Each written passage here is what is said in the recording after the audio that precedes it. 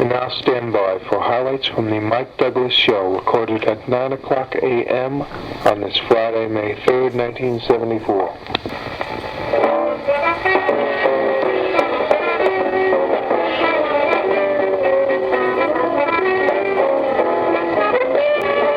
Welcome to the Mike Douglas Show.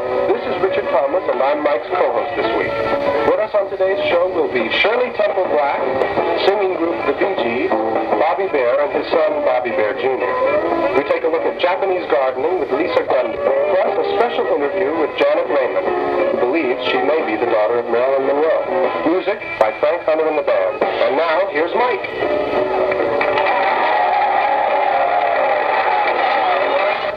My co-host is a veteran of stage, screen, and television at age 22, and his experience has served him well.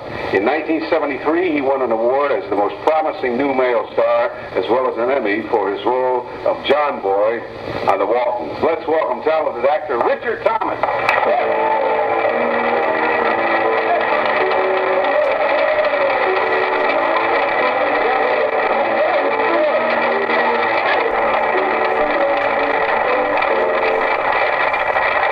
I thought we'd give the audience a chance, since there are a lot of young people and an awful lot of Walton fans in this audience, I thought we'd give them a chance to ask questions of you. If you'll just be kind enough to first raise your hand, and then if you're called upon, will you stand and identify yourself, please? Yeah, my name's Tony Prophetic. Rich, who in the world selected the name John-Boy for you? Well, the original novel on which the Waltons is based, Spencer's Mountain, by Earl Hamner Jr., the hero of that novel is Clayboy. And the book of the Homecoming, from which, of course, the television film The Homecoming was made, has the same cast of characters.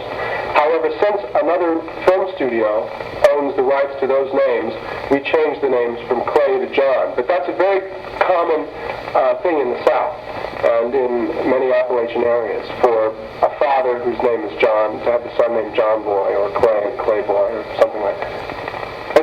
It's an indigenous thing. Okay, next question. My name is Gautreaux, and Rich, I was wondering, to what do you attribute the initial almost overwhelming response that the Waltons received soon after it was released?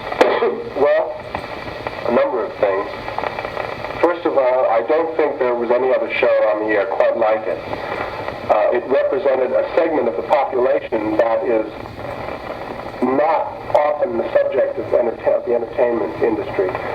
It is a show which centers, rather than on the super cop or the super lawyer or the super sleuth, it centers on people who lead very ordinary lives and who make up the mainstream of the nation. And I think that was very refreshing to a lot of people. And also, in an age when the entertainment media seemed to stress, alienation and violence and mistrust, I think The Waltons was the first show to come along in a long time that sort of stressed love and the sense of people depending upon each other. I think people found that refreshing. I'd really like to thank a very fine young man for 5 very interesting shows. You're quite a guy, Richard. Well, thank you. And you just really knocked me out yesterday with the poetry that you'd written. I'm looking forward to your book, which will be out in the fall. Thank you. What's it going to be called? Just Poetry by Richard Thomas.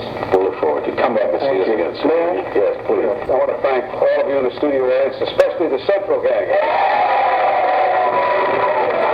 Promotion fee paid by National Airlines. Preceding was actor Richard Thomas of the Waltons, recorded from the Mike Douglas Show on May 3rd, 1974.